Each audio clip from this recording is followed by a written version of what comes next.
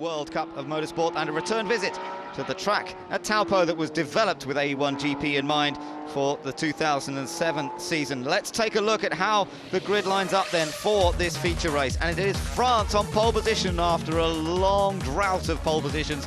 Finally, the nation that took the first season by storm has taken pole position for this one, courtesy of Loïc Duval. Lining up alongside him on the front row of the grid for the standing start, Team Germany's Christian Vietoris. Then it's Switzerland, who desperately need some points after seeing their gap eroded in the sprint race today. Canada well up there, matching their best ever qualifying position. New Zealand and Portugal next up, then South Africa and the Netherlands. Great Britain a bit farther up on this grid, 9th on the grid, up with the USA, who they clashed with earlier. Brazil and Australia follow next, then Ireland and Malaysia. Mexico and Italy, followed by Lebanon and China. Towards the back, India and the Czech Republic, and then the last row of the grid sees Pakistan and Team Indonesia. That's how they line up then in preparation for this race. Under 4 minutes to go to the start of the race. The Right Honourable Helen Clark, Prime Minister, will make the introduction. Ladies and gentlemen, great to have the A1GP back here in Taupo. We're a country with a great history in motorsports, and it's fantastic to see this here. And what great news that this A1GP here in New Zealand is the first in the world to use a 30% biofuel mix for an international motor race. I want to wish all the competitors well for the feature race today. Thank you, Prime Minister. Ladies and gentlemen, could I please ask you to be upstanding and observe a moment's silence for the passing of our great tautra, Sir Edmund Hillary. Kia ora.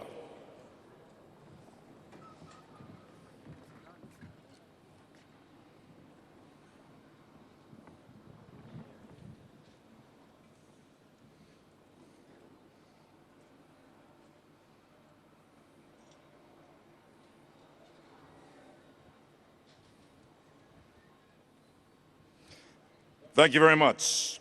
Ladies and gentlemen, could you please remain upstanding? The national anthem of Aotearoa, New Zealand.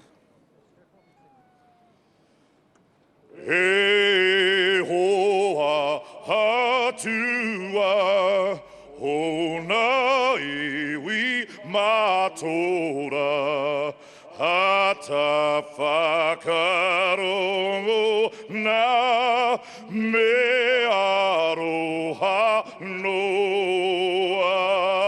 Kia hua ko te pai, kia tauto hata whai, mana ki te mai, hau te aroa.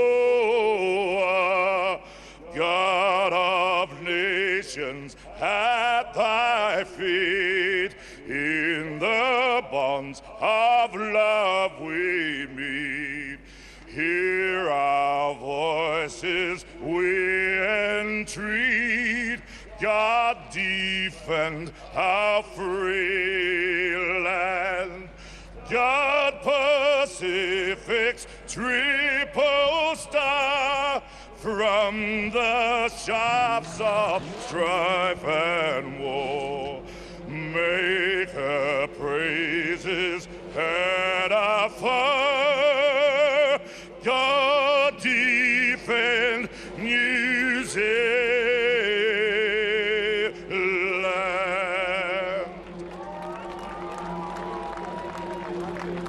Yoda.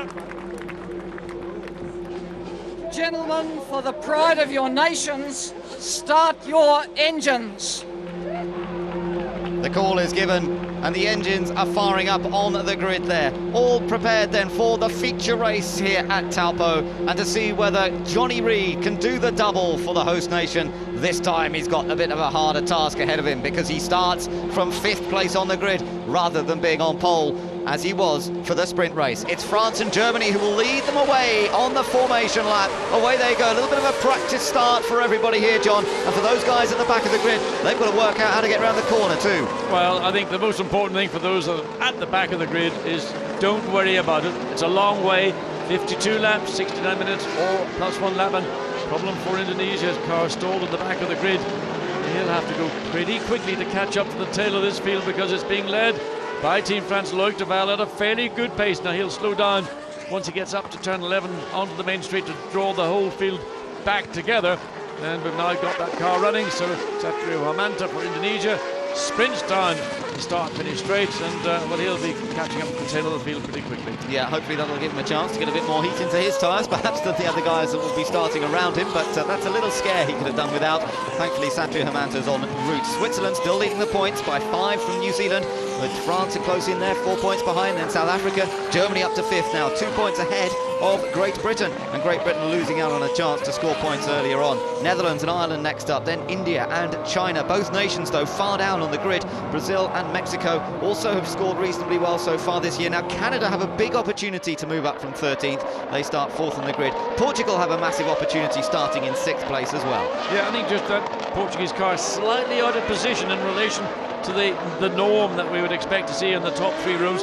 So keep an eye on João Urbano, because he's the one driver who's not been at this end of the grid as regularly as others around him, and he's the car that is on the inside going into turn 1. We saw the contact that occurred there in the sprint race with the Swiss car, Malaysia and Canada. So João Urbano's got to keep himself aware that it isn't just going to be one in the first corner. Neel Jani of Team Switzerland, he's had a disastrous start to the day. Can he pick it all up and recover and try and extend that championship lead? He's had wins already this year, of course, in Malaysia. Did the double there. He's had consistent finishes on the podium just about everywhere we have been. But France's Loïc Duval is still looking for his first win. He leads them through turn 12, the new revised corner there. Otherwise, this circuit remains the same as it was last year when he took those 2 second places behind Nico Hülkenberg of Germany. This time it's Christian Vietoris for the Germans, but he's looking very, very strong this weekend, and he was only a few thousandths of a second slower than Duval in qualifying.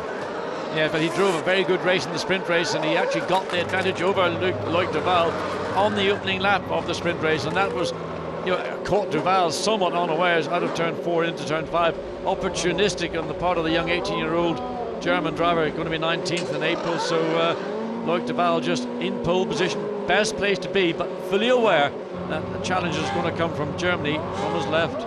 Last few cars moving into position. Indonesia has managed to regain their spot on the grid. So here we go then, all set for 52 laps of the Taupo circuit in New Zealand. The 5-second board is given.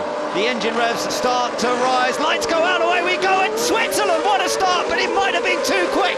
And Neel Jani takes the lead. Was it a jump start? We'll have to look at the replay. Surely Switzerland was moving before anybody else did, but watch the melee of cars in turn 1. But Switzerland leapt forward, split the French and German cars, and I don't know whether he just got the best start, anticipated it, or whether there was a jump start. That will be known to us very shortly. Robbie Kerr dives up the inside of Canada through turn 4. He picks up position. Everybody trying to get down the inside into turn 5. There's only room for 1 car at a time. He's gone wide again though, Kerr. He's lost the place back to Canada. Canada lost out big time there. They started 4th, but they lost 3 or 4 places on the start. It's bunched up behind. There's an accident. India on the inside. Oh, collision. India ends up spinning there. Yeah, bodywork's flying and the car's been spun round, and there was contact either with, I think, Australia. Bits of bodywork still coming off one of those cars. Contact clearly with Australia. Oh, what a disappointment for Karthikeyan, who picked up that point in the sprint race. It's Switzerland that leads the race at the moment, being chased by France and then Germany.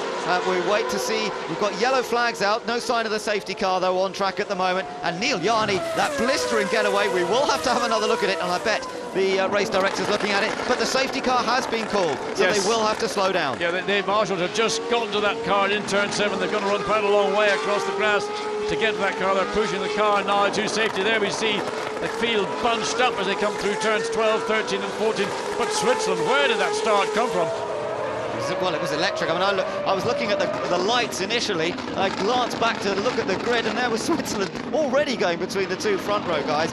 But, well, we'll have to take a look in a minute. But there is the safety car on circuit. The Ferrari leads them round now, with Neel Jani just keeping a bit of tyre temperature by weaving around. Netherlands going well. They're in 4th. Portugal got away well, 5th. South Africa 6th. Canada dropped to 7th. Look at this, John.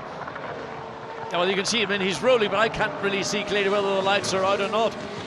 Yeah, whatever it was, if that's a legitimate start, it'll be the start of the series without question. Absolutely. I mean, it just went between those 2 nations, and they were barely moving. So take a look again, looking from the second row. I think he had to have jumped that. I mean, certainly looking at there, now that the front row cars moved and already Neel was rolling, pointing his car to between Germany and France. We'll wait to see. Look at the bunching behind. Everybody was desperate to stay out of trouble after the incident in the sprint race. Malaysia got sandwiched again, and you can see Alex Yoong backing out of it, being careful. He wants to make the end of this race. And just keep an eye on Team GBR. They slid past Team Canada, but then that was returned at turn 5. So under safety car, there's poor Indian car, very damaged, weaving its way back towards the pit lane. Yes, disappointment for India. You know, you think how your fortunes in motorsport can change. You on the top of the podium, and 5 weeks ago back in China, and now you're the first car out of the feature race here in Taupo in New Zealand. Yeah, bitterly disappointing, but no doubt India will be coming back and fighting hard later on in this series after that tremendous victory in China, as you say, but he's just about made it back to the pit lane. Safety car leads the field down the main straight. I think the lights on the safety car have been turned out, so the race will be underway in just a moment. Absolutely, so it's going to be a quick intervention from the safety car, and then Neel Jani's going to lead this group away. He slowed it right down, now he floors the throttle, and into turn 12 he goes. Vietoris behind Duval, so it's Switzerland, followed by France, then Germany, and then watch out for the Netherlands in 4th position, with Jeroen Bleekemolen trying to defend that place from Portugal, and then also watch out for Great Britain's Robbie Kerr, because he's going to be fighting to move up the order. Here comes Ireland as well. Ireland in a big challenge down to turn 1, bit of a lock-up, manages to save it, but under pressure from New Zealand. And how did New Zealand get that far back? They've got Ireland ahead of them, so difficult start for Jonny. Reid. He did start back in that race. Well, he started 5th. He started 5th. How did he get all the way back? Yeah, we hadn't spotted he dropped that many places, way down for Jonny Reid, so he really got caught out on that first lap. I tell you what, if he gets a good result out of this one, it's going to be a huge drive. But up front it's still Switzerland versus France, then Germany, Netherlands, Portugal, South Africa, Canada, Great Britain, then USA, Brazil, Ireland and New Zealand, then all the way back down in 12th position ahead of Malaysia, Mexico, Italy, Lebanon, followed by China and Pakistan. And France is all over the back of Switzerland as they come through turn 10, trying to get side by side. Oh, slides the car, dirt tracks the car, almost gets under the rear wing of the Swiss car, has to back out of the throttle. That's going to give the run to Germany. They've been on the throttle earlier and harder, so Christian Vietoris has got a chance to pick up. Is he going to use power boost? Switzerland is certainly on it. Further on the field, no one really is still using it at all. That's surprising. I would have thought Germany would have gone for it. Look at Canada trying to get down the inside of South Africa. Has he done it? Yes, he has. Great move by Rob Wickens. Well, I tell you what, talking about a missile being launched. Well, that was a move from young Rob Wickens to get down the inside. Adrian Zaugg, never the easiest to pass, but he had no choice. The place was going to be taken away from him. Zaugg has been struggling on the brakes all weekend. I don't think he has much confidence, and I think Wickens cleverly used that to his advantage. Look at this, Lebanon, oh, has hit the back of Italy. Round both Italy and Lebanon go, and that could be the end of their races. And somewhere along the line, where is Team Ireland? Have they dropped back as well? Yeah, they have. You're absolutely right. Ireland has dropped right back, so whatever's happened to them. But this, now look, drive-through penalty. Switzerland, John, have been done for a jump start. I'm not surprised. That certainly looked to be a jump start to me. We've now got 2 cars in turn 1, one in the gravel between the racetrack and the barrier, and the other on the edge of the racetrack. So once again, safety, I'm sure, will be, because that car will take a moment or two. There's no marshal available to get to the Italian car. You see it just by the side of the track. Still Switzerland leading this race as they come up through turn 11. This is on lap 4. Safety car's out there, so he won't presumably be allowed to make his drive-through penalty while safety car is out there. He'll probably have to wait until safety car comes in. Safety car taking that route onto the track. And of course, there's Chris Alajajian. I feel so sorry for him in a way, although that one might have been his mistake. Earlier on today, he was in a points-paying position. It looked like Lebanon might score their first ever point, and he got hit by Tomáš Enge. Let's take a look. This was something else. I think well, let me see where Ireland, because we lost that's the incident, the first lap, yes. And that was just Narain Karthikeyan, way too ambitious, trying to slide down the inside. Really, very little chance of getting down the inside into turn 7. There's not enough room. And particularly in the opening lap when everybody's so compacted, then you're really trying to make space where there isn't. And Australia took a big whack from that, didn't they? Still running though, John Martin. He's down in 17th place, but I wouldn't be surprised if there isn't a fair bit of damage on the side of that car. Oh, he has done his drive-through. He's back out on track. That's helped because yes, he's done it indeed. under safety car. Yeah, and I think the Swiss team very happy indeed with that. They're looking back and thinking, well, we got the penalty, but are we going to be penalised that heavily or not? Not as heavily had they done it under running outside of the safety car. But I tell you what, this does change the perspective for the championship. Let's take a look. This is Lebanon hitting Italy. Yeah, I mean, again, a no-brainer, trying to get down the inside, nowhere near far enough up alongside the Italian car. And there's the incident. Contact into turn 1. We've seen a lot of problems, and well, again, that left rear, whether that was the consequence of riding up the back of the Italian car, I suspect it was. Well, Team GBR in the garage. What Robbie happened Kerr. there? I wonder what happened there then. Of course, Ireland had a problem around that same time. Do you think there was any kind of incident between them? Well, Ireland was involved with the battle with New Zealand. That was a battle with currently New Zealand in 9th place. We didn't see Ireland for a minute, then it's back on racetrack. Well, I think Simon Hill's got news from the pit lane for us. Simon, what can you tell us? Yeah, Robbie Kerr from the outset said the car didn't feel right. Obviously had that problem in the sprint race, and then had radioed in that it looked like from the dash there was a problem with the engine. The guys are frantically checking. The engineers from Zytek are looking, and there's a very, very strong smell of oil here, so looks like it could be game over for Robbie Kerr. Oh, what a weekend. What a weekend for Team GBR. It's been disastrous for them. The safety car remains out there. The lights are still flashing away. They're not going to be going racing just yet, but France are now leading this race because Switzerland have done the drive-through penalty, so it's now France 1, Germany 2, Netherlands 3rd, Portugal up to 4th place. What a position that is in prospect for João Urbano, and Robbie Kerr's out of it. As Simon mentioned, it looks as though it's all over. Now let's take another look at the start of this race, John. We'll try and keep an eye on the lights as well, and that getaway that Neel Jani made, and he's been penalised for it. Watch the lights. Okay, there, lights on top left screen. Look to the second car on the right. Well, I don't know. Well, the lights have gone out, but there was no movement from the cars ahead. I don't know. Looking at that, you have to say, well, actually, the car from that angle only seemed to move once the lights went out. But, of course, that angle is a bit deceptive. The camera's a long way from the car, and it might have been he was just creeping forward. He certainly did have that initial movement before he really nailed the throttle and shot between the two cars. But judging by that particular view, you have to say, let's look at it again. Red lights, wait for them to go out. See any movement with the car? Well, no, actually, looking at that. It looks like the front row of the grid didn't move at all. And look, those guys have just been watching the same picture you have. They've been studying the monitor. They can't believe it, that they've been done for it. Based on those pictures, you have to say that Switzerland's been hard done by. Well, he's got them work to do now because this changes the whole championship now. Switzerland, who came to New Zealand with a very healthy advantage, looked very much in control of the whole situation. Suddenly, they are presumably going to lose the title lead, depending what happens up front, but they've got one of their big challengers, France, leading the race now. New Zealand, of course, not going so well because they didn't have a good first lap, although with the odd few cars that have just dropped out, they have gained a bit. They're up to 8th because of several other cars having problems, and Jonny Reid is back in the points here. Trying to solve the problem about Ireland, we didn't know what happened to Ireland. All I can imagine is that with Ireland running 18th and effectively last, and USA 17th, one pace ahead, USA started in 10th place, Ireland started in 13th, and all I can assume is somewhere down the line those two cars must have come into contact. They must have had to make a pit stop when all this other melee was going on around the circuit. Right, ready to go racing once again, and France is the pace setter. Germany going to try and make it a big challenge into this little sequence of corners, but Loïc Duval gets on it very, very quickly.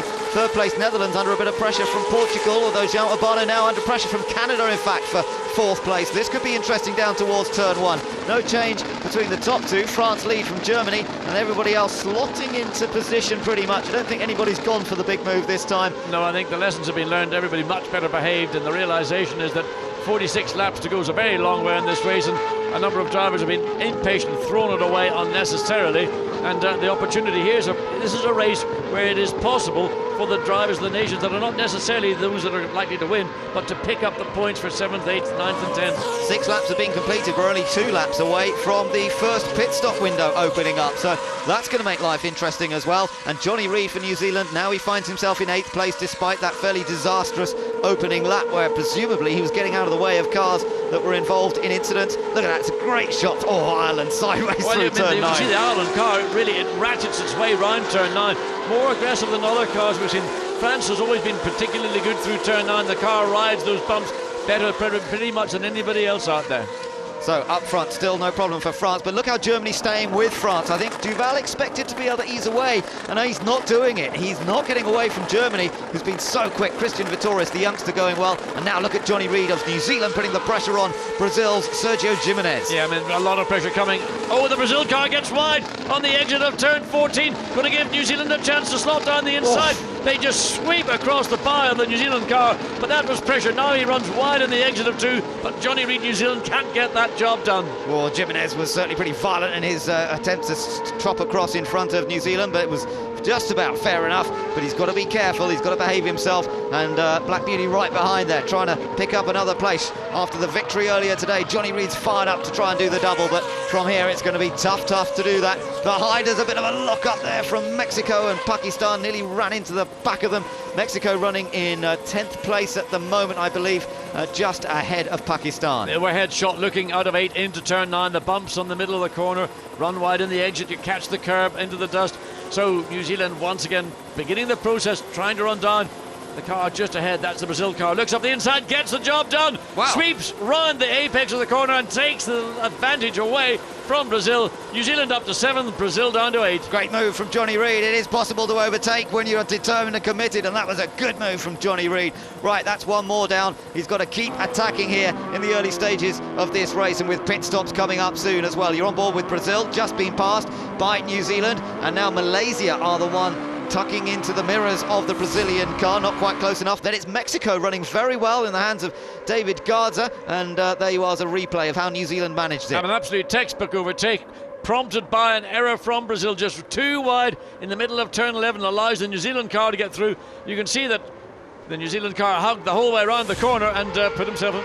Malaysia's had a spin at turn 1. Alex Yoong rejoins, having lost a lot of time, and he's right at the back again, would you believe it? Malaysia's luck doesn't get any better. Don't know what happened, whether there was a mistake or not, but New Zealand are on a bit of a charge here. Now they've got to go chasing after South Africa, and as we've seen today already, South Africa's struggling a little bit on the brakes. That'll give Jonny the confidence to go chasing after him. France lead the race though, and the pit stops are being prepared, John. Their French team's out in the pit lane. They're getting ready to receive Loïc Duval. This is coming up, we're on the 8th lap, so when he comes into the pit lane area, he will be allowed to make that pit stop. So France, the first, I don't know if they're the only, but certainly the first taking advantage. I'm not quite sure why they needed to do that. They've got control of the race. There was no necessity for them to make that pit stop quite so early, but he's in, and this is Germany. Yeah, this is going to be the battle between the teams then in the pit lane. France into the pit lane, Germany right behind. So it's now down to the two crews to see which of these emerges first and which will be the first car after the first round of pit stops. You have to believe this was the strategy placed on either team. If they were leading the other,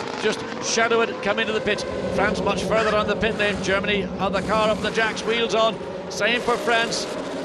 And Germany's on the way. Germany's underway already. France is still finishing off their pit stop. Are they going to get out in front? I think Germany's going to take the advantage. France has a problem, and Germany... Oh, the Czech car just goes across the nose of the French car. So a further penalty for France, unintentional, but that's what happens. That slower pit stop. Now, we heard Loïc Duval say, we don't need to make record-breaking pit stops. Well, that one was maybe one of the poorer ones we've seen from France. A problem for Australia getting that car back. Look at the side of the bodywork. That was the consequence of the attack on Team Australia by India in the opening lap. They're minus, what, 2 square feet of bodywork on the left-hand side. Here's what happens. This is the French car's about to go. Czech car pulls across the front, and that's that lack of cooperation between the two teams, and that could have been the end of both teams had Loïc Duval not had the presence of mind to get out of it and brake. Yeah, good awareness by Duval, wasn't it, to sort that out. The Dutch car leads this race. The Netherlands into the pits, though, he comes now. So he leads it only for one lap, followed by Portugal, Canada and South Africa. So all the other group that were running in the top 6 are now making their pit stops. And it's significant that New Zealand didn't come in. They've gone one more lap. They were running behind South Africa. So now Jonny Reid has got a lot of clear air. He's got the best part of, well, certainly a third of the racetrack to get the hammer down. He's got to come in between laps 8 and 16, but watch for stunning lap times from New Zealand. Jonny Reid, this is the opportunity that he needs to take advantage of the fact that all the difficulties that he had in the opening lap, he can now overcome. The Dutch car retains its advantage over these others, although Canada, they're now ahead of Portugal. Portugal's lost a place. South Africa rejoins pretty much where it was. 32 seconds for Canada. That's one of the quickest stops there. That almost matches the time that Germany did. They had a brilliant stop. Brazil have had a fantastic stop as well. Yes, just a tenth of a second in it, and a little bit of a lock-up for Christian Vietoris and Team Germany. What a stop that was by their guys. Well, they did well, that's what was a normal pit stop should be. Down into turn 7, gets the car into the corner. So New Zealand now leads the race ahead of Mexico, Pakistan and Indonesia, and then Switzerland and the United States. None of those guys have made their first pit stop yet. They still have a number of laps in which they're allowed to do that. So New Zealand currently the race leader, but of those cars that have stopped, there's no doubt that it's Germany. Oh, and Australia being pushed back into the pit garage. Looks as though it's all over for the nation that will be hosting the next round of A1GP. Well, Johnny Reid's lap, the last lap, a little bit slower, 1 minute 18.1. Now, I don't know where he lost all that time, because he had clear air for the first time since the start of the feature race. Fastest lap still to France, 1 minute 16.7. Pretty much everybody running in the 1 minute 17.6s, so the best of the rubber clearly has gone, and it will be now an eye, keep an eye on those that have made that pit stop, Germany in particular, France and others, to see what their lap, 15.897. Germany now, fastest lap on fresh rubber. I'm just looking at there's Switzerland in the pits. Look at USA. They have been shown as having made a pit stop, John. They are ahead of Germany. Is that possible? How does that work? I don't know. I can't work it out at all. But let wait and see when the whole thing cycles itself through. Sometimes it takes a lap beyond where we are watching from. So Brazil and Portugal currently under investigation by the race stewards. Well, we'll have to keep an eye on that, but Team USA being shown as having made a pit stop. We didn't see the pit stop itself. Whether he had an earlier problem and had to do a little drive-through. Well, he did, I think, because he was running, remember, I think he and Ireland might have gotten together. Right, okay. And somewhere down the line, I think that was maybe where the pit stop came from. Currently, we're waiting to see what New Zealand's going to do. It's going to be very soon before they come across. He's in the pits. Well, maybe they've decided the lap time isn't there on this set of tyres. We've seen the pace of Germany on a fresh set of rubber. So bring Reid in, bring New Zealand team in, get new tyres on, give him an opportunity to get himself back up. Maybe a mirror of what we could expect from the sprint race. Another crucial stop coming up for the crews here. Mexico also in around the same time, so are Pakistan and Indonesia. New Zealand away. Let's see what the total time is, but we'll only see when the clock stops at the end of the pit lane. He's about halfway down the pit lane, so it seems like an age at that 60 km/h speed limit all the way down. Wait till he gets to the line. What's the time going to be? It's not quite as quick as Germany's, but not far off. 33.5 seconds. One of the quicker, but not the quickest top. And he gets in just ahead of Brazil as Brazil goes into turn one. So Johnny Reid got one car that he had to pass on the racetrack behind him. He's now facing again the South Africa car. The South Africa car directly ahead of him, with Portugal, Canada, and then Netherlands.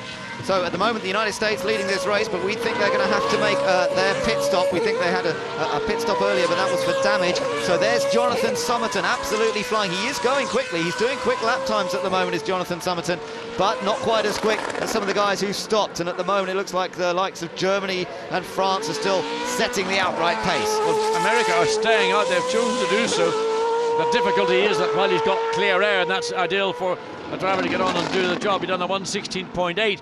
But remember that the new set of tyres is going to give you probably the best part of a second for up to about 2 to 3 laps before once again everything settles down. But they're taking advantage of it. We're on lap 34, going on to 14. So he's going to be coming in within this lap or the next lap. John Martin in the pits for Australia. I think that's the result of the damage between him and India at the beginning of the race. Netherlands ahead of Canada. They're running 4th and 5th. 6th Portugal. 7th there is South Africa.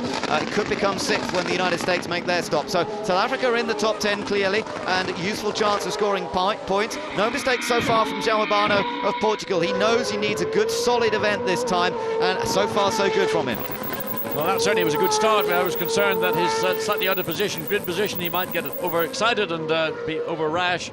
But he's done a sound, strong job, and he's keeping that car in contact with South Africa behind and Canada just ahead. A couple of cars further back that are interesting to watch. The Swiss and Irish cars are tucked in behind Pakistan at the moment. Both are very quick cars. Both have had problems, of course. Pakistan's running in 11th place, but Adam is always one of the most difficult guys to get past. He'll fight for every inch, and it's going to be up to Neel, Jani and Adam Carroll to fight a way through. It certainly will be, and we know that Adrian in that Pakistan car very, very late on the brakes, able to brake as late as anybody, and takes away any opportunity or advantage. Not necessarily quick in the corner, and that then slows down the momentum of those behind, and that seesaw effect, which is so frustrating for the quicker car. It's up to you to make your best of what you got. Just heard that they've looked at that jump start again, and what we couldn't see from that long shot was the wheels were definitely spinning before the lights went out. So they've rechecked that. Our long shot on the camera, I did say you had to be a bit careful looking at it, and from the other angle as well, they could see the wheels were spinning. So Swiss were done fairly, and there is Switzerland tucked in behind Pakistan, with Ireland just behind. Well, this is the last thing that either Switzerland or Ireland would want, because they know that they've got a car and they're capable of driving quicker than Adrian in the Pakistan car, but this is all legitimate. Pakistan in 11th place on merit. They've not made mistakes, they've not jumped the start, they're there, and they're not going to give it up.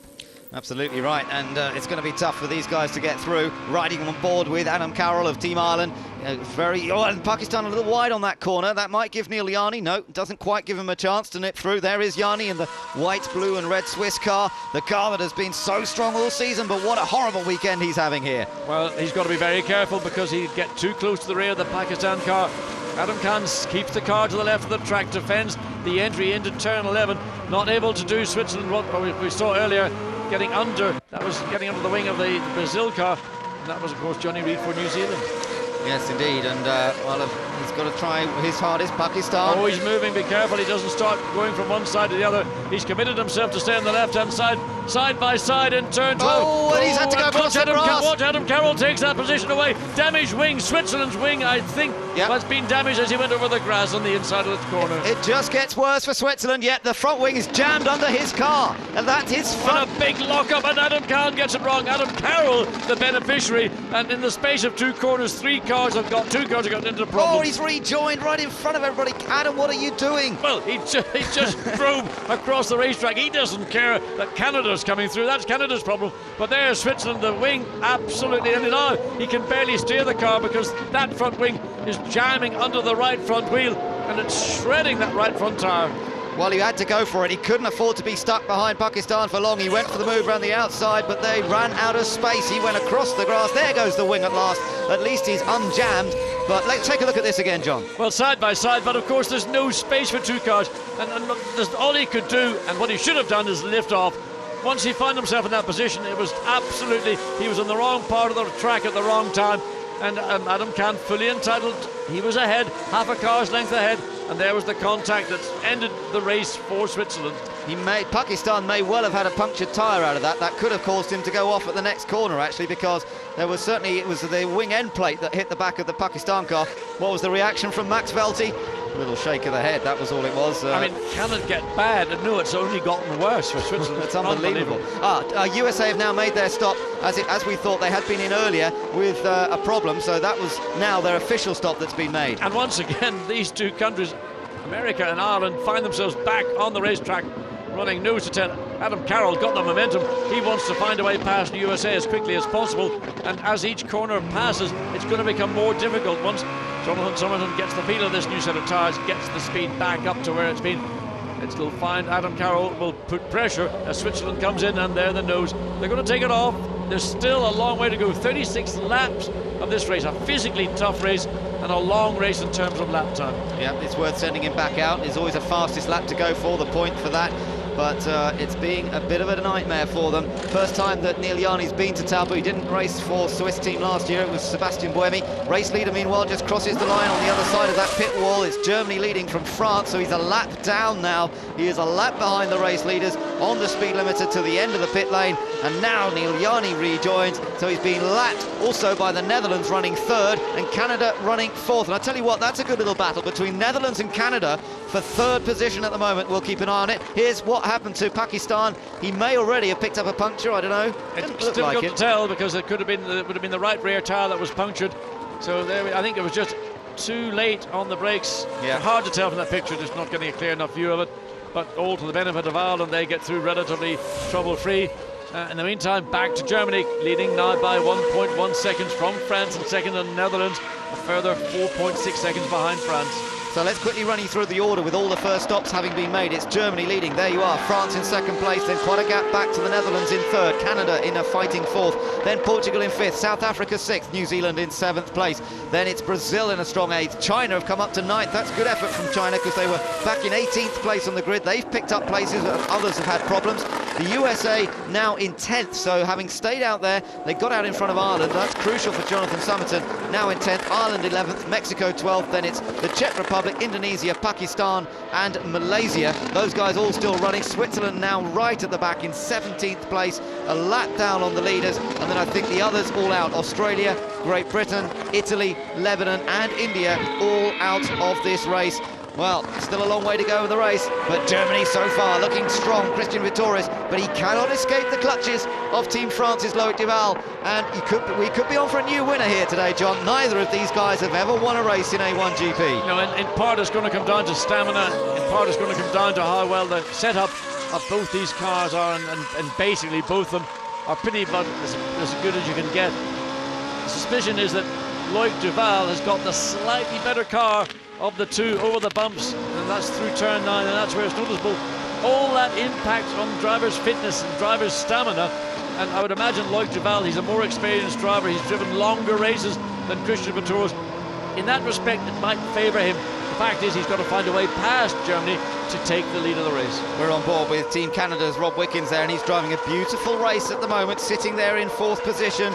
He's got to see if he can just keep the pressure on Jeroen Bleekemolen, who's a very solid driver himself. But remember, Rob Wickens, only 18-year-old from Toronto, burst onto this A1GP scene with a podium finish in his first race in Malaysia after he qualified in 5th. It really was a stunning debut. He's been pretty strong in the few races that he's done already, but he's got another great chance here today of maybe scoring another podium finish for Team Canada.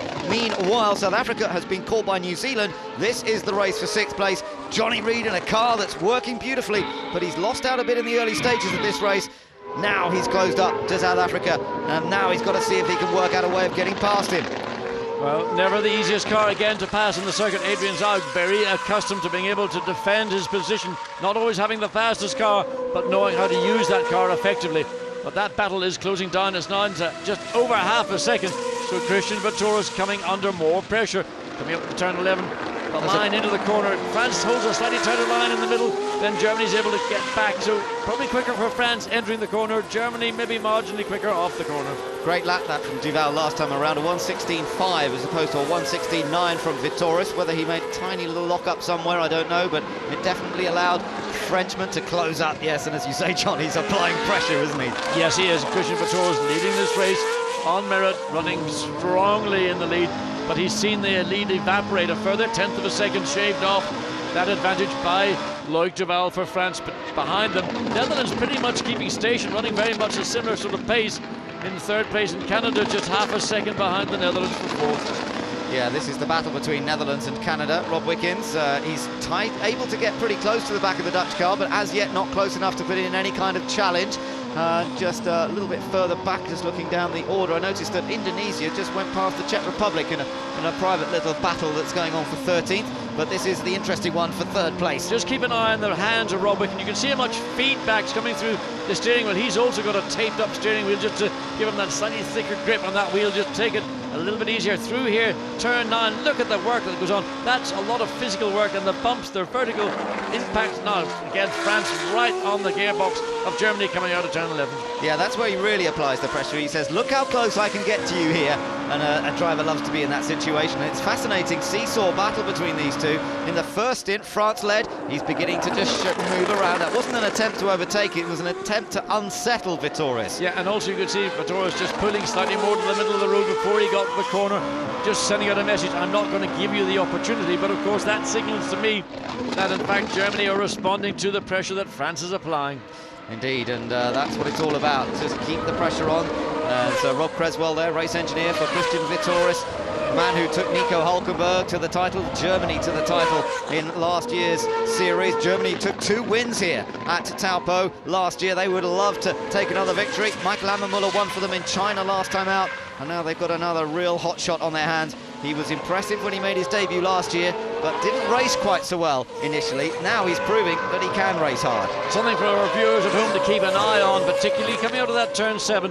Watch the position of the head of the Germany car and of the France car, because I suspect as this race progresses, we're some 22 laps now into the race, because that will be an indication if fatigue is setting in for either of these two drivers. They're pushing to the limit of their natural ability. They're 1 minute 16.8 for Germany, 16.7 for France, gap 0.472 of a second.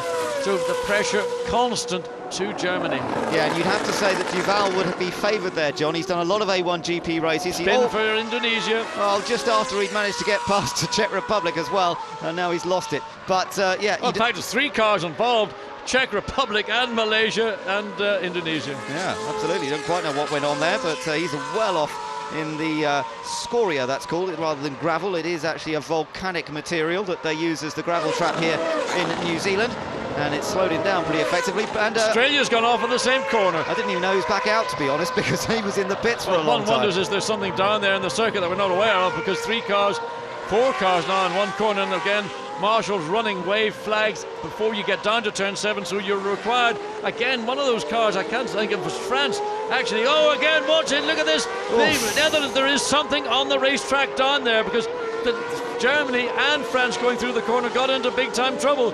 And now cars, I think that might well be Canada coming back onto the track as well. I think the Australian car's blown its engine and he's deposited a load of oil down something down there. I think you're right, it is either water and or oil, because people that have followed through have been absolutely caught unawares.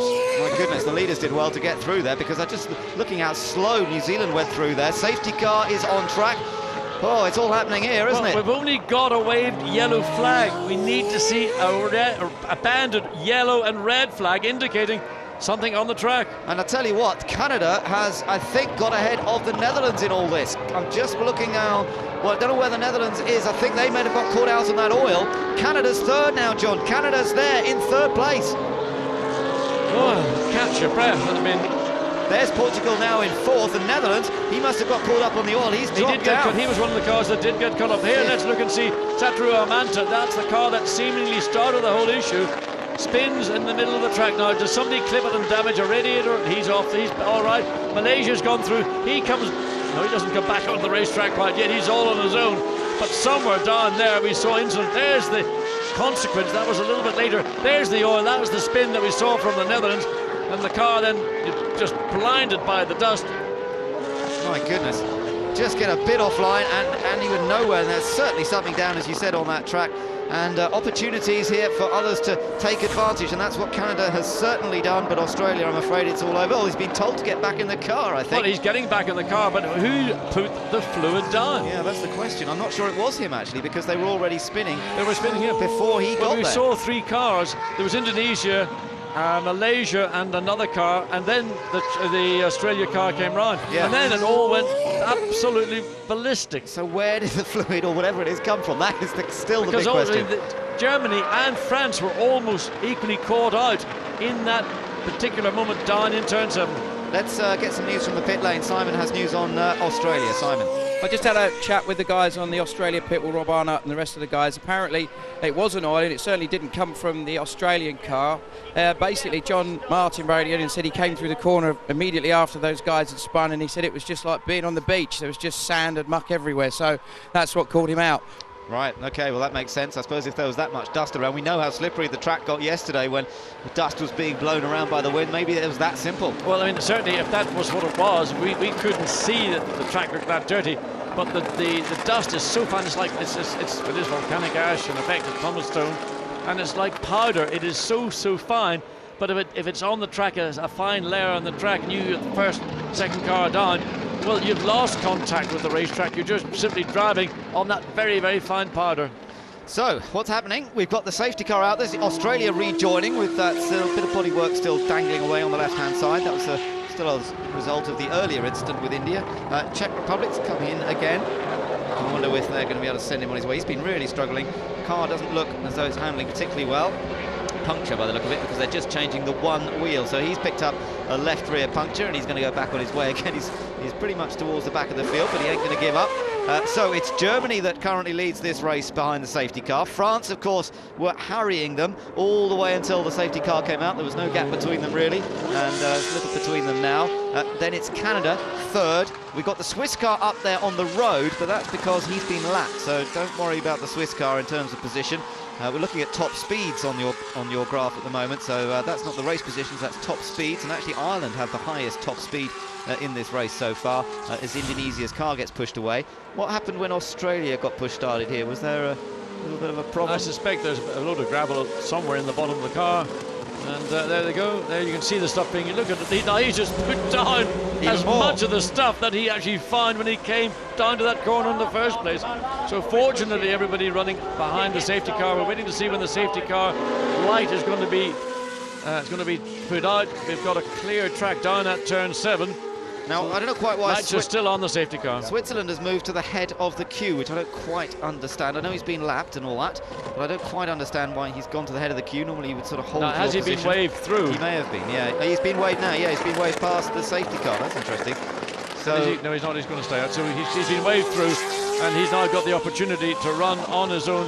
and do the best he can to catch up to the tail of this crocodile of cars. And safety car continues one more lap. 3 safety car interventions so far in this race, and we're only on lap 20, going on to lap 25. New Zealand there moving around. New Zealand currently running in 7th place, still a great shot at scoring useful points, and with big rivals Switzerland in so much trouble in this race, they can still perhaps grab the series lead, but that could go to France with the way that France are going here today. But you know, all these safety car interventions have been a real blessing in disguise for most of the field. If they had a 52 race, a lap race without any intervention, just the pit stops for wheels and tyres, so Australia comes in, and are they going to go back out again? But it's giving all these drivers the opportunity to catch their breath, to recover, and once the safety car goes back in, then they were going to be at least capable of pushing hard for another series of laps. Indeed, yes, it does give them a bit of a break. There we are watching them through the infield section. Brazil still in there. China up to 9th now as a result of all the problems for other people. So Frankie Cheng is keeping his head when others are losing theirs. And he's up into 9th place, back into the points again. That'll be the Chinese team after that fantastic 3rd place they achieved in the first of the 2 races at Zhuhai a few weeks ago. But up front, there's no doubt there's going to be a tremendous battle between these two. Germany and France. There's been little to choose between them so far in terms of outright pace, and it's going to be a real battle to the end, I think, to see which one of them comes through to take their first win. Of course, let's not forget that now Canada have had the chance to close up, and Rob Wickens might join in the fun and games himself. Well, lights are still flashing on the safety car, and to me the racetrack appears to be ready to go motor racing on. We've still got Neel Jani. He's about a third of the way round. The racetrack's trying to catch up to the tail of this group of cars. Safety car remains on track for one more lap. Indeed, so it's taking a little bit of time to get everything sorted out. I don't honestly understand why, because the Indonesia car is way in the infield. It's a totally safe place.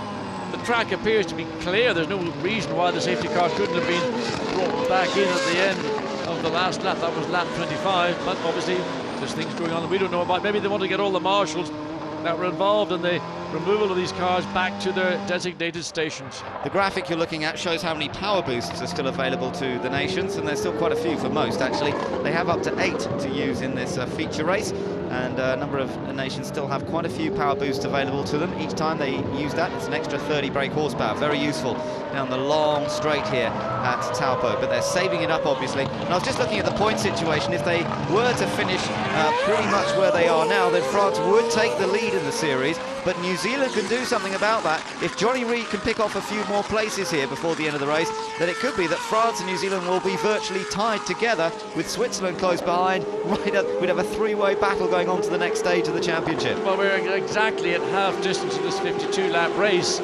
There's been packs of incidents throughout it, and we've still got a long way to go, and we've lost the best part of 6 cars out of this 22-car field.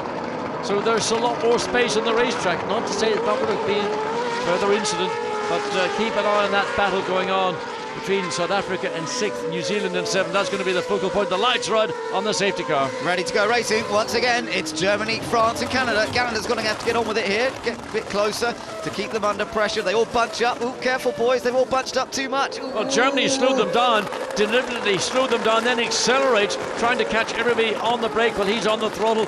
I think Loïc, Duval and Rob Wickens were up for that one. Yes, indeed, but everybody else behind got a little caught out. Meanwhile, Switzerland, of course, have been waved through, so they're back on the lead lap. Germany with France right behind, and you can just see there the Netherlands maybe trying to make a move, but everyone, I think, is just going to settle into position here and try and look for any advantage. Germany from France. You're on board 3rd place, Canada. Rob Wickens, the 18-year-old, keeping a close eye on them. Then João Urbano of Portugal, then the Netherlands of Jeroen Bleekemolen. The USA and Ireland still very close together on track, of course, and they're battling for what is effectively the final point. New Zealand trying to get really close through turn 5, running down the back of the South Africa car into turn 7. That was the bogey corner that caught everybody unawares, but up front it's France now right under the rear wing going into turn 9, trying to get a run up into turn 11 under brakes. We saw some of them were taking there in the sprint race. Very quick here is Loïc Duval up into this top corner that leads on to the longest straight. Look at him under braking, he's so fast. He runs wide. Could be a chance for Canada, but he doesn't run that wide. He keeps it under control, and so it's still Germany in front. You're looking back from the race leader. On the power boost is Portugal, who's a little at the back of this group. He's in 4th place, but he's the one of those, and South Africa and New Zealand fighting for position. They're both on the power boost, and I think New Zealand on the inside. He's taking the position away from South Africa. New Zealand up to 6th. fantastic move by Jonny Reid. Almost had to think about getting past the Netherlands as well. That would have been foolish, and he's backed out of that, but let's see how he did it. Well, he did it here because it was all done essentially in turn 11. In fact, he got ahead in turn 11, and well, how come? Don't know. Maybe the camera angles were foreshortening what took place, but certainly that pass took place up on turn 11, not in fact as it appeared on screen down into turn 12. Well, he was certainly having a go at getting past the Dutch car as well, but it didn't quite happen for him. So it's Germany, France, Canada, then the Portugal running absolutely at their best of the season so far. João Urbano, who is coming to the series relatively inexperienced compared to many of the others. He's raced in Formula BMW in both the UK and Germany, but a much lesser powered car than one of these A1GP machines.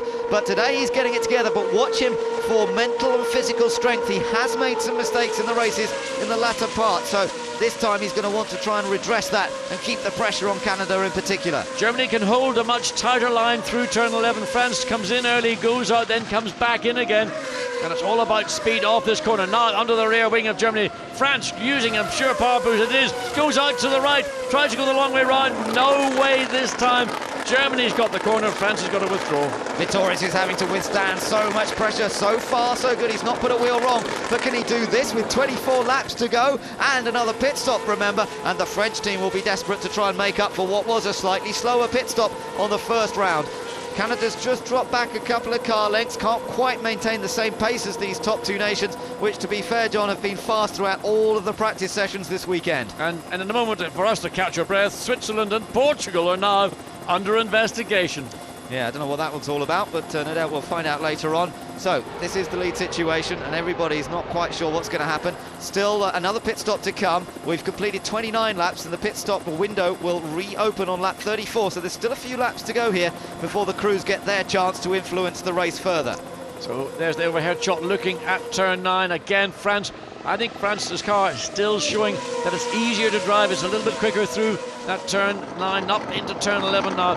France runs down Germany, but Germany holds that very, very tight line, which seems to give it the advantage when it comes to the acceleration off the corner. France can close up into it and mid-corner, but doesn't get it on the end of the corner. That's right, flashing past all the fans down there on that long straight into turn 12. This slightly revised corner, the car's weaving under heavy braking there, not weaving as much as we saw on Friday practice. We've hardly ever seen so many cars spin off the road in dry conditions in the past, but today they're settling down. There've been a lot of incidents early in the race. Now it seems to have just settled down. There's a bit more rhythm to this race now. There's Portugal running in 4th place, Netherlands in 5th, and the Netherlands are the next ones to watch out because Jonny Reid of New Zealand is beginning to fill the mirrors. Yes, so Jonny Reid obviously aware that the mistake, whatever occurred on the first lap, where he dropped all the way down from 5th place outside the top 10, and he's been battling all day to get himself back up, to put himself in the position to get back on the podium. He enjoyed that success in the sprint race, an easy race for Team New Zealand, but here a much more difficult, and this will really be a great day for Jonny Reid if he can get himself onto the podium. Even if it's only 3rd, he'll be more than happy. Well, where he is now, having gained that one extra place, he would now be tied with Switzerland in 2nd place in the points if France stays where they are. So each and every point that he can make up here today could make a huge difference. Look how close he gets. Yes, again, a similar line in the corner to France. Comes in early, lets it drift out, then back in again. Try and get under the rear wing of the Netherlands car. Netherlands goes to the left to defend. Watch the bumps in the middle of the track now. Watch for Jonny Reid. He's going to go down the outside. It's the wrong part of the track, but he's just keeping the pressure on the Netherlands. Almost side by side into turn 12. He backs out of it wisely too. Solid defence from Jeroen Bleekemolen. He's not going to be phased. He's not going to brake too late and make the mistake that Jonny Reid's looking for. Not yet, anyway. And neat, tidy driver is Bleekemolen. You don't often see him make rash mistakes, just very occasionally. But he will know how fast Reid is. And when you've got the guy who won the race earlier in the day shadowing you, you've always got to be absolutely on top of your game. And Bleekemolen will be totally aware of that. Jonny Reid, though, all he's got to do is try and push forwards, try and look for any advantage he can. Try and use any knowledge, any extra knowledge he can think of this circuit to gain the edge here through turn 7, accelerating hard through the next fast sequence, through the flat-out left-hander where the physical loads really build up. So come out of turn 8, then the cut back over the bumps through turn 9. Jonny Reid running in 6th place, looking to take that 5th place away from the Netherlands. Sometimes it's better just to drop back a little bit, pick up your momentum and make it charge up. Now there's certain parts of a racetrack where one driver will show an advantage over somebody else. A lot of it could be up in turn 11, a lot of it might come down in the terms of straight line speed and certainly under braking into turn 12. More difficult to do it into turn 12, ironically, I think, than it is into turn 11. No change amongst the front runners then. At the moment it's still Germany from France in 2nd place, and then Canada with Rob Wickens holding on to that position at the moment. Then the slight gap back to a very impressive João Urbano of Portugal, the Netherlands, then New Zealand, South Africa, Brazil. So Brazil inside. And I've got another drive-through penalty, John, being announced, and this time again for Switzerland. And it was for overtaking under safety car. I did wonder why he was moving to the head of that queue, or maybe it was he overtook another car under safety car that he shouldn't have done. That's hard to tell because we weren't really watching where Switzerland was when the safety car was still on track. I'm not sure he even caught up to the safety car before it was removed from the circuit. Whatever it is, he's also got to go once again in the pit lane. I think it's his 4th visit in the pit lane this afternoon. Really no chance, I think, of Switzerland scoring any points here today, not with another drive-through penalty. So that's the way it goes sometimes, and he's going to have to just lick his wounds, go away and think about it for the next race at Eastern Creek in Sydney. Just 2 weeks' time, they'll all be hard at it again in Sydney, in Australia. What a fantastic show they've been putting on here so far in New Zealand. No difference really between Germany and France. I wouldn't like to call who's going to win this race at all. We've still got another pit stop to come, and the pit stop window will open in 2 laps time, so they now have really got to push. They'll both be under instructions. Give it everything you have here, guys, because we want to try and get a bit of an edge for the next pit stop, which is coming up pretty soon. Well, it's really more about the character of Christian Vietoris than anything else. His physical conditioning, we know, is good. He's not as accustomed to running at this level, at this position. Loïc Duval, much more experience, but it will be about character, and as long as he doesn't make a mistake, the onus will be on Loïc Duval and for France to force the issue. France have been doing that pretty much all through this event, and Christian Vietoris for Germany has responded and not put a wheel wrong. Absolutely not. Solid so far, and that's exactly what the team wanted to see from Vietoris. A bit of maturity after a couple of little rash mistakes in his early races for the nation, not getting off the line particularly well, those sort of little errors, but he's done it perfectly so far. There's still some way to go in the race. Well, further down the field, we've actually seen an overtake. Ireland have found a way past Team USA. They're up now to 10th place in the points, and USA dropped down to 11th. Right, well, that's a significant move then from Adam Carroll. Let's see if we can... it's a mistake. That's why. Just too aggressive on the brakes, runs wide, gets into trouble, and that's... Well, just a very simple move into turn 1 allows the Irish car to take that position. Thank you very much, Jonathan Summerton. That's the thoughts, I suspect, of Adam Carroll. That's the easiest pass Adam Carroll's probably going to enjoy here this afternoon. Top 3 seem even closer as they come over the line this time, because Canada's right up there with them too. There's Switzerland. I think we're still waiting for that drive-through penalty, aren't we? He's coming in now. So he's going to make the drive-through penalty now and drop himself right down to the very back again. What a frustrating day it is for Neel, Jani. It's been a day of a series of success for them so far, but certainly not this one. And the pit stop window's open. We're going to see pit stops next time around. Interesting, we've now got 3 cars really covered by under a second. Canada's drawn itself up to the tail of France. Christian Vietoris, maybe he's beginning to feel the heat of the pressure, but it is Rob Wickens who's now going to focus on the back of the France car. France have been relatively lucky that they haven't had to worry about a car behind them. They now have that car, and it's Rob Wickens of Canada. Now, John, it's going to be the battle of the pit crews once again. Germany won the first round. Yes, Germany and France are prepared to come in at the end of this lap. Whether Canada will join them or not, or whether Rob Wickens will decide, maybe I can take advantage of the clear air. We saw that with Jonny Reid earlier. Stay out, get the benefit of that clear air, maybe get 1 or 2 laps in before then he will be required also to make that mandatory stop. Right, watch them. They're heading into the pits after this corner, and try and keep an eye on the 2 pit stops, see who has the advantage. I noticed that Germany, I was watching... France stays out. That is interesting. Well, France came out in the pit lane. Christian Vietoris kicks up the dust as he comes in, must slow down. Portugal are in as well, the Netherlands and New Zealand, and they're all pulling up, trying to avoid tipping into the back of one another. Now, Germany had a fantastic stop. Watch their technique if we can. Watch the front left wheelman. He'll throw the air gun to one of the guys who runs round from the back of the car. We change our shot now to look at Portugal as we And they're moving, Germany's moving, comes out. Adam Khan for Pakistan allows Germany to come in ahead of it. New Zealand comes out as well. They've had a good pit stop. Brilliant stop for New Zealand. They've done what they did in China. France is in trouble. New Zealand's got ahead of Portugal. That is a massively good stop from Team New Zealand. I mean, France is out on the racetrack, not in trouble. That was them looking down. So good job for New Zealand and for Germany. So as we said, they did that in China, did New Zealand, and they've done it again. Now the question is, where will it put them in with regard to France? I don't think Germany's stop was quite as quick that time as it was earlier. Unfortunately, we didn't have the clock running on that one, but France now leads with Canada second. Those guys have decided to stay out there on their older tyres. The thing is, the guys who are now on new tyres should have a little bit of an advantage. Let's see if France and Canada come in this time. I think he is. France heading into the pit lane. Yes, he is. Absolutely. Crucial stop then. And Rob Wickens for Canada comes in directly behind. The race deciding moments coming up here. We've got a drive-through penalty for Portugal. Portugal crossed the white line into the pits and they're going to throw away what could have been their best result in a long time. Canada in, France in, crucial stop here. Who's it going to be? Are they going to get out ahead of Germany? We'll watch to see where Germany is on track as well, John. And watch, Canada is just gone onto the pit lane, so they're coming down the pit lane, 60 kilometres per hour. France still working on the car. Canada, I think, is going to take a position. France is moving. We didn't see it. France has lost yet again a position. Canada has taken that away from France. And here's Germany coming down the pit straight. Germany will retain the lead. Here comes Canada, who's got ahead of France, as you say. So Canada will effectively have taken second place. What a great stop from their crew. So, what a change of fortunes. Canada works their way up and after a great pit stop finds themselves in second place. And the battle with Brazil and China, and they're working themselves around with China showing 12th and Brazil in 5th, but that's only because of the pit stop. And because of New Zealand's fantastic stop, New Zealand is now behind France, so they're effectively running in what is 4th place. So New Zealand have really gained from this round of pit stops, and it means with them only being 1 place behind France, New Zealand could take the championship lead here. So he might not win the race, but Jonny Reid could take the title lead for the host nation. Well, the permutations that are available, and we're on lap 36, 16 laps of this race to go, and this race is far from over.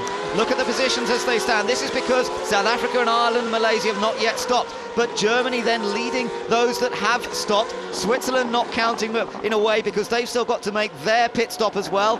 And we need cooperation from Switzerland from this point onwards. Brazil into the pits, or South Africa into the pits, because of course Neel Jani not in the race. He needs to be aware that those cars that are battling for not just the podium here but for positions in the championship will look for cooperation from Neel Jani. South Africa on way once again, Malaysia too in the background there. And they're going to come out, I think, in 5th place, just behind the New Zealand car. Yeah, indeed, he has with So watch France, this is the problem that France had.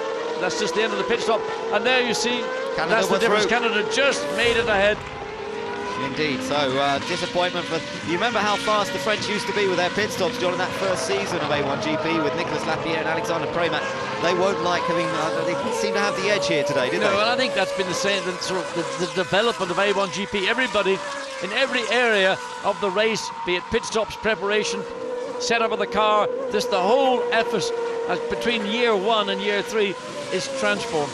Well, Ireland lead this race at the moment. They haven't yet made their second pit stop. They've got a clear lead for the moment, but of course we've got to wait for them to come into the pit. So Adam Carroll's enjoying his time out in front. And his lap times are good. He's running a 1 minute 16.1. So the pace of the Ireland car is as quick as anything else out there. Fastest lap still to Germany, a 1:15.8. So Adam Carroll basically getting caught in traffic from the beginning of this race. Now he's clear, capable of running quickly. Battle here between Brazil and South Africa. Brazil slithering down the inside of South Africa. That is for position. China's tucked in there as well. And that was after the pit stop that South Africa made. And there's a smile on the face of Emerson Fittipaldi. Well, nothing like a racing driver giving a thumbs up to another driver, particularly if he's racing for your nation. Great job by Sérgio Jimenez. You have to feel for Team Portugal though, John, because that drive-through penalty was simply for crossing the white line, I think, on the way into the pits. And Portugal were on for their best result in such a long time, and I can't believe it. He's now dropped pretty much to the back of the field. Well, those are the little details a driver has to be aware of. There's no point saying, oh, sorry guys, I didn't know. I mean, that's part of the preparation, and it's a harsh penalty. Never ever Of the people that have stopped, it is Germany that leads this race, with now up they're chasing after them Canada. We're riding on board with Team Canada here, but they're tucked in behind Switzerland. That's the problem Canada has. He's not able. There's Ireland now in from the lead. And a new fastest race lap, and it's gone to Rob Wickens, and Canada 1 minute 15.843. Ireland in. They were running 1 minute 16.1, so they're running close to the pace of the fastest lap, and that was on old tires. Adam Carroll gets out. Good stop from Team Ireland. I wonder where this is going to bring Ireland out. It'll be interesting. He may have gained a few places. He's really racing with the likes of Brazil and South Africa. Now, if he could get out in front of Brazil, that would be a huge achievement. I don't think he will quite do it. Let's watch. Well, they're just coming down, start, finish straight now. We wait to see where Ireland blends in, just gets in ahead of Brazil. Yes, he does. So he's achieved a great score. Team Ireland running a little bit longer before that second mandatory pit stop has paid bonuses and puts Adam Carroll, well, he's going to put him up to 7th place. But watch Sérgio Jimenez, because when South Africa came out in front of him a lap ago, Jimenez used his tyres to great effect and actually got past, didn't he? So Adam Carroll has got to push here, and he is pushing. This is the experience of Adam Carroll. He knows that he has to push hard.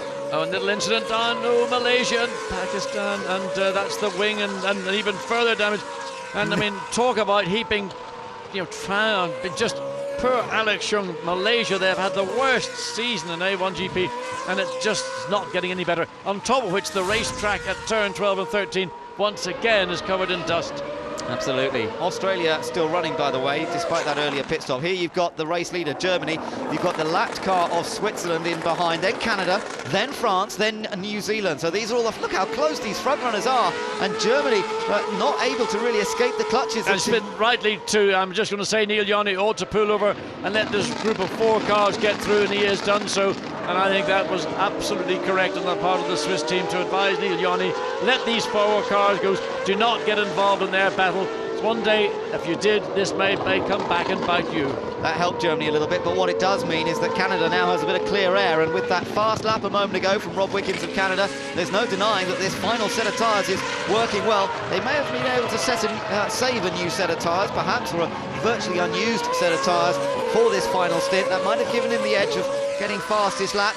Now the best of the tyre is gone. We'll just have to keep an eye on Rob Wickens and see if he can maintain that pace. Right behind him is still France.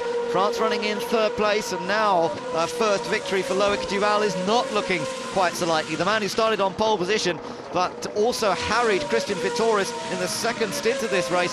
But the pit stops have really counted against the French team here today, and he's still got to watch out from behind, because there is the Black Beauty, New Zealand, with a chance of taking the lead in the title battle here today, and Jonny Reid won't want to throw away an opportunity like that. Then there's the gap back to Ireland, who've done brilliantly with the pit stop there. Great strategy from Team Ireland. It's brought Ireland into 6th position, and remember, they were involved in an instant early on, so that's fantastic. They made an extra pit stop in this race, and yet they're running in 6th place, I think it is. And then the others, 5th place it is now. 5th place for Ireland, 6th for Brazil, 7th for China, and then in 8th place South Africa. And really what's happening, Ireland, they're somewhat 3 and a bit seconds behind New Zealand. The lead of this race, Germany. Germany's running at a slower pace, and therefore the 3 cars that are behind Germany are also being affected by the German pace. But Adam Carroll running in clear air. New Zealand in 4th place, and he is able to run at the pace he can, well, his own natural pace.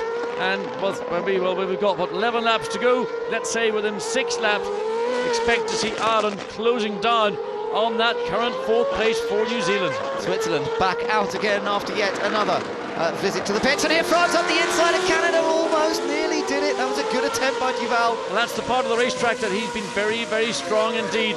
But of course, if you make the attempt, you lose, and now that's given the advantage back to Jonny Reid in New Zealand. Look at the moves on the straight from France, defending one side then the other.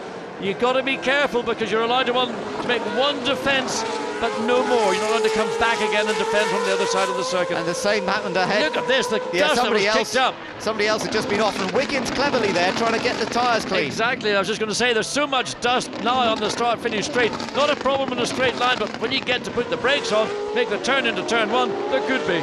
Ireland nearly went too wide into turn 1. I was just glancing out of the commentary box window. Carroll saved it. I think he got caught on the dust as well, and it made the car run wide, but he managed to just stay in front of Brazil. That was a bit of a moment for Adam Carroll, having made so much progress. Just watching Carroll through turn 4, he's got the opposite lock on. I mean, he's built like a bull. He's the strongest driver, physically the strongest driver, I would say, in A1GP. And he simply just put the car on his shoulders and dragged it round turn 4. Now, we've got a bit of a radio replay coming up with Team Switzerland. Let's hear what's been going on. You shouldn't have done that, dude. You should not have done that. No, he was told he shouldn't have done that. It was obviously Neel Jani's decision to get out of the way rather than the team's decision. Well, that's interesting. I would have said the team would have said that, but obviously that was not the case. And he's getting a telling off from his pit wall crew to say you shouldn't have done that. In my opinion, he was right to have done it because this is a race for the podium. And but Neel Jani running all the way down in 15th place. Well, how many laps is he behind? He's actually, in fact, on the race lap. Nevertheless, that was the judgment that was made by the pit wall that it was incorrect of Neel Jani to be so kind. Well, we've still got a great tussle going on with 9 laps to go. There's Ireland, who you just saw in the background, and still little to choose between Canada and France in that battle for second position. A great pit stop by the Canadian team that put them ahead. And remember, Canada and Ireland sharing technical information. The engineers and guys all work together there, and they're both having a pretty good run so far. Well, Christian Vietoris for Germany has got a second or third or fourth win, whatever it is, because he's managed to pull just over a second of an advantage over Rob Wickens in second place.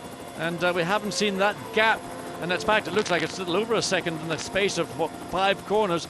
So whether Rob Wickens is struggling, has a problem, or whether it's just Christian Vietoris has found something on this run, he's pulling away from second place Canada. Yeah, he is. Look at France, he loves that tight line into there. China was running in 7th place and they're off. Disaster for Frankie Cheng now. Down at turn 7, the exit of turn 7, car facing the wrong way. Marshals once again run to get to that car. But here's the battle for second place. France has a look down the inside, no way. Jonny Reid follows France but decides that his best chance is going to come maybe a little bit later in this race. Well, demise of China will mean that Mexico come into the points. They were running in 11th place. Let's see what happened to China here, John. Well, he's just very wide in the corner. He gets onto all that very, very fine powder on the racetrack. And that's simply like driving on what you might call it brown ice. Well, there's a bit of a look of disbelief down there, isn't there, as China lose a chance to score points. Mexico now in 10th, those of David Garza, the new driver for Team Mexico, who's only in his second event. He'll be pleased if he can hold it together for the remainder of this race. It also brings South Africa up now to 7th, USA into 8th place, 9th place. Team Germany under investigation. Goodness me, now that is news. Team Germany, race leader, under investigation by the stewards. What is it for? We don't know yet. We'll find out as soon as we can.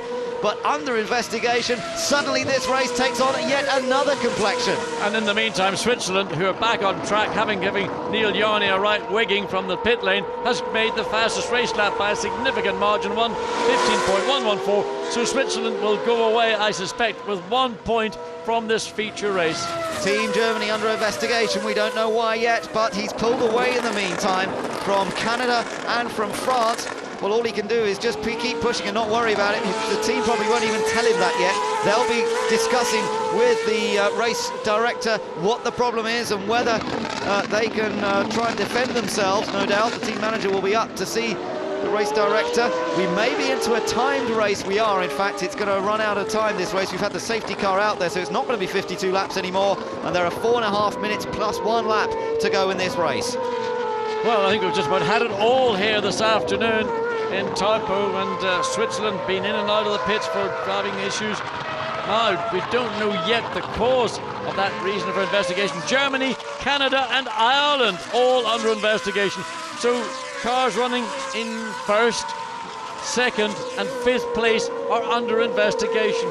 Well, I was just about to say could be a chance for Canada, but now they're under investigation as well. So where do we look next? I don't know quite. Well, maybe Switzerland will win this race by the end of the day. Well, actually, what it means is that France might win this race yet. Loïc Duval still might get his first ever win, and he's certainly pushing for it. And watch, he's getting under the rear wing, coming down the main straight. Canada fans coming to the left of the racetrack.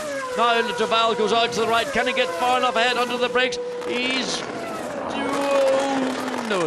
Not quite. That camera shot sort of foreshortens it. Difficult to work out who's got the edge into the corner, but it is still Canada. Look how New Zealand have closed up, and the fans get a feeling for the fact that Jonny Reid might join in this one now. Look, right in, tucked in behind Team France, and with those cars, or a couple of the cars ahead here, under investigation, in danger perhaps of receiving some sort of penalty, well, of course, that could boost Jonny Reid's chances. And indeed it will do, because if he signs himself running in 2nd place on the road because Germany and Canada have had to make a penalty, then it's going to be really a shootout in the closing minutes. And it's 2 minutes and 58 seconds of this. Effectively, we've got the best part of 3 laps of this race remaining. So time's running out here. The clock is ticking away. David Sears must be tense down there at the moment as he waits to see whether Germany is going to hold on, whether Christian Vietoris is going to take his first win in A1GP World Cup of Motorsport, back up that victory that Michael Ammermuller had last time out in Dubai. But what about Jonny Reid here? He's not given up on a potential podium finish. He won the first race of the day. He wants to be on the podium. He's only got one car to try and get past to achieve that. Top 6 cars covered by in total 5.7 seconds, and that was at the last lap, lap 46. Well, Germany turn into that tricky turn 12 with a useful advantage now over Canada, and if that investigation doesn't give them any kind of penalty, Germany looking quite composed and comfortable for the victory, possibly. 2 minutes, a few seconds and a lap to go in the race, the feature race here in Taupo. Canada, France, New Zealand all fighting for second place, a gap back to Ireland in 5th position, Brazil holding on to 6th, then South Africa, United States, Australia's come in, a quick pit stop sent him on his way again. USA still up in the points, then the Netherlands, and then the final points holder, Mexico. Looking back from the Germany car, so down into turn 7 under brakes once again. This is on lap 48, and it's 1.5 minutes of this race remaining plus 1 lap. Gap 1.6 seconds to Canada, and a further 0.5 of a second from Canada back to France. Time ticks away. It's tense stuff here. What is going to happen? Still, the stewards investigating something or other. The team don't even know quite what the problem is. Well, is there going to be a penalty before the end? If they decide afterwards, of course, they can always add a time penalty after the end of the race, so that could cause some confusion. It's not going to help me in the post-race interviews, that's all I will say. Well, hopefully they'll have it sorted out when the checkered flag comes out, and they'll decide whether there will be one or not. It looks as though Germany's in good shape here. Canada, France, New Zealand. Then look at Brazil, she's shadowing Ireland. Yeah, Brazil coming back strongly. That last lap from Brazil, 1 minute 15.9. Quickest car on the racetrack right now, aside from Switzerland, who've yet again increased the lap. Switzerland's on a 1:14.679. Wow, I didn't think anybody was going to do quicker than the 15.1 that Switzerland already held.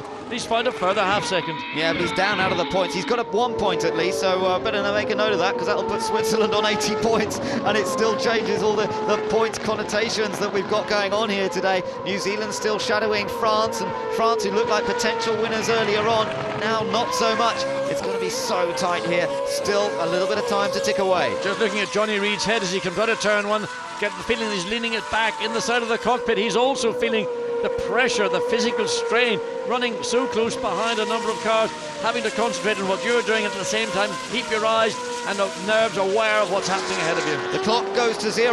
We will go on to their final lap when they come past us next time. They'll be given the last lap board, and Germany looking good at the moment, and it looks as though Christian Vietoris is in great shape to take his first win, but he's still got to complete this lap and the next one. And he's under investigation, yeah. So he might take the checkered flag, but until we know the result of these investigations, we won't be able to declare who is the winner of this race.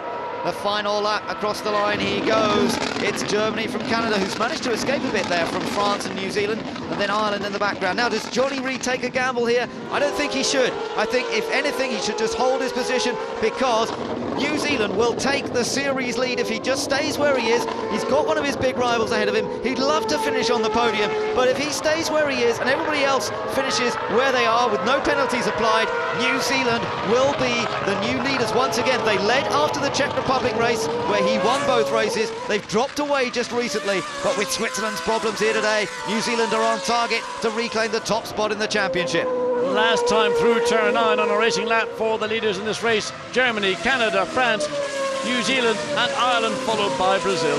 Up to the top corner, this long left-hander that leads onto the straight, and it is still looking very good for Germany to really get their campaign going, as Michael Ammermuller did at the last event in China. It's going to be, surely now, the 18-year-old who lives near the Nürburgring, started his kart racing at the Kerpen racetrack, where Michael Schumacher famously began his career. It is going to be Christian Vietoris, who becomes another new race driver to win in A1GP. It's Germany, who are successful at Taupo as they were last year. Canada takes a brilliant second for Rob Wickens. That's his best ever ever finish, and third goes to France. And fourth is back to New Zealand, fifth Ireland, Brazil. Top 6 cars covered by 5.1 seconds. What a fantastic race all the way to the end, and it's been achieved by Christian Vietoris, the man who came into the team. He was such an impressive rookie last year when he drove alongside Nico Hülkenberg, given a race seat chance. He qualified well, couldn't quite deliver the race performances, but crossing the line now, the man who's had the worst weekend surely of his season, at least, if not his career.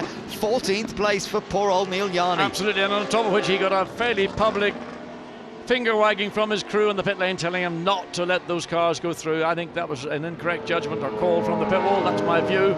But a superb drive by Christian Vietoris, an outstanding weekend for the German team. They did the work for the feature race, getting on the front row of the grid. I thought the pressure from France initially, to some degree lesser from Canada, would see Christian Vietoris maybe not being ready to deal with winning a race with that level of pressure. He's proved me wrong, and he's done a superb job for his nation. And Germany winners back-to-back. Sprint race in Zhuhai, feature race here in Taupo. They are really back to the sort of form that we saw in season 2 when Nico Hülkenberg was driving. Hülkenberg loved this Taupo circuit and he dominated the 2 races, and now Christian Vietoris has come along and he has won the feature race here today after an impressive run in qualifying as well, and he deserves a lot of congratulations because he was always under pressure there from Team France in particular, from Team Canada as well. And what about New Zealand? Now they've taken the series lead. Let's just listen to some of the radio communication with Team Germany on that last lap.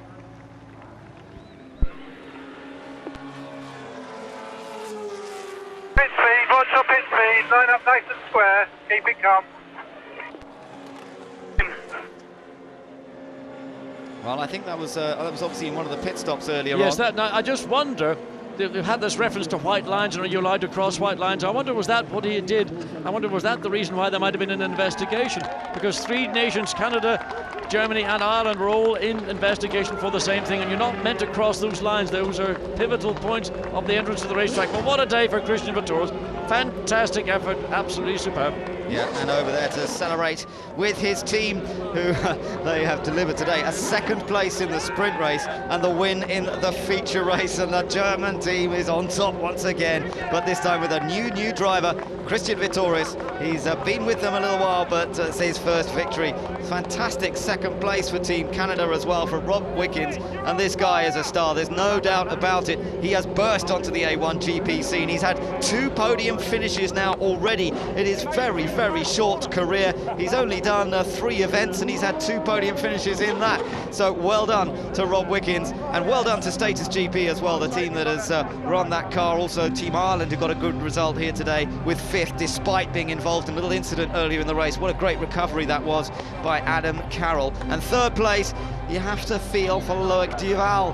When is his first win going to come? The guy could not have driven any better than he did. To be honest, he was let down in the pits. There is no other answer for it. If he'd had as quick a pit stops as both Germany and Canada, he surely would have won this race. So the result is Germany winning from Canada and France, but Jonny Reid of New Zealand, a good 4th place, and with a win earlier on today, it's been a great weekend for the host nation.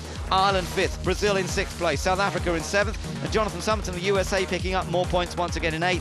Jeroen Bleekemolen, unlucky, had a spin, dropped to 9th. And Mexico's David Garza scores his first point in A1GP. 11th for Pakistan, 12th for the Czech Republic of Thomas Enge. João Urbano, again another one of the most unlucky there. That drive-through penalty cost him dear. Switzerland only 14th ahead of those that didn't finish. China, Malaysia, Australia, Indonesia, so many didn't finish this race. Great Britain, Italy, Lebanon, India as well, all failed to finish. The fastest lap though, the 1 single point, did go to Switzerland.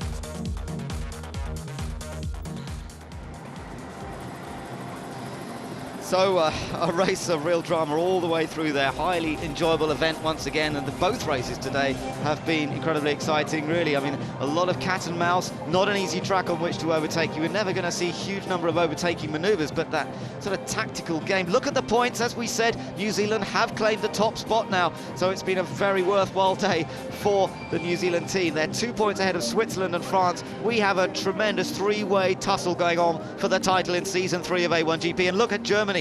They're not too far back either, 15 points behind. They're ahead of South Africa, and Ireland going well, up into 6th place there. The Netherlands behind Great Britain had a disastrous weekend. They're stuck there on 48 points. They scored nothing here in 2 races. India also out of luck, so were China. Brazil scored usefully, and Canada in particularly have leapt up thanks to that great result of Rob Wickens. Mexico scoring some more points here today, and David Garza will be given some confidence. The Czech Republic, USA, Portugal, big loser here, I'm afraid. Italy and Australia also there in the points. But, well, in terms of the championship, we really have got the second half of the season beautifully set up now, with New Zealand and that 2-point advantage over Switzerland and France. All 3 nations capable of winning races, as we've seen already this year.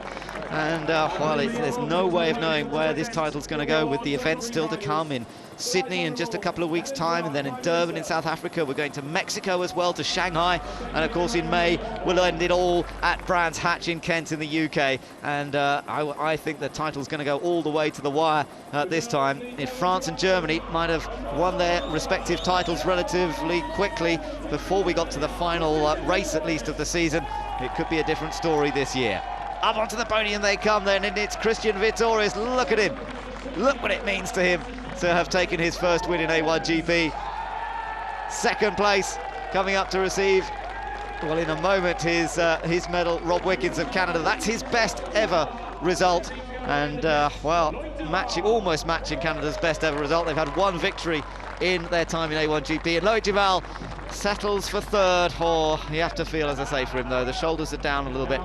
There's a glum look on Loïc Duval's face. He had the pace, he drove beautifully, but 2 pit stops that weren't the best, and he lost first the lead, and then he lost 2nd place as well. He could not have pushed any harder than he did, but ultimately he was to be denied. So the trophy awarded by the Right Honourable Helen Clark, Prime Minister of New Zealand, and Loïc, 2 third places today, very useful points. And just looking at that points table, it means that France are very much there and in contention. But what he wanted more than anything today was his first victory. The silver medal goes to Rob Wickens of Team Canada, and this guy really has shot onto the scene. There's no doubt about it. The Canadians have found a new star here. He's raced primarily in North America up till now, and we're going to see a lot more of him, I think. But it's Christian Vietoris who receives the gold medal, and Team Germany on top. Rob Creswell with a big smile on his face, the race engineer. What a day this has been for him. 2nd in the first race, these guys, and now the win in race 2. And as we had last year, Germany winning in New Zealand, and we're going to hear the German national anthem once again here at Taupo.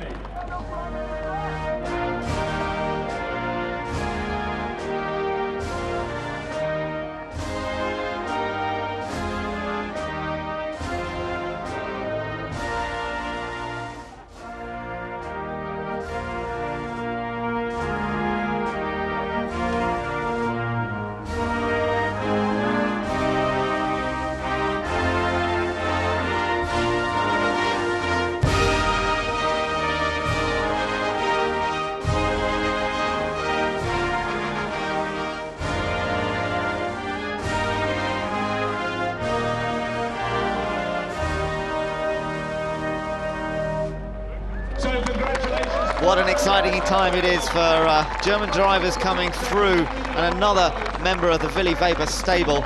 We saw what Nico Hülkenberg did last year in A1GP, and now they've got another one, Christian Vietoris. There's Michael Ammermuller as well, who did so brilliantly in China a few weeks ago. And, well, Michael Schumacher may have retired from Formula One, but you have to say the Germans have plenty of other young, talented drivers who would love to take over that role, and maybe they will. Certainly a brilliant effort today by Christian Vietoris, and he's going to enjoy his moment there on the podium, spraying the champagne.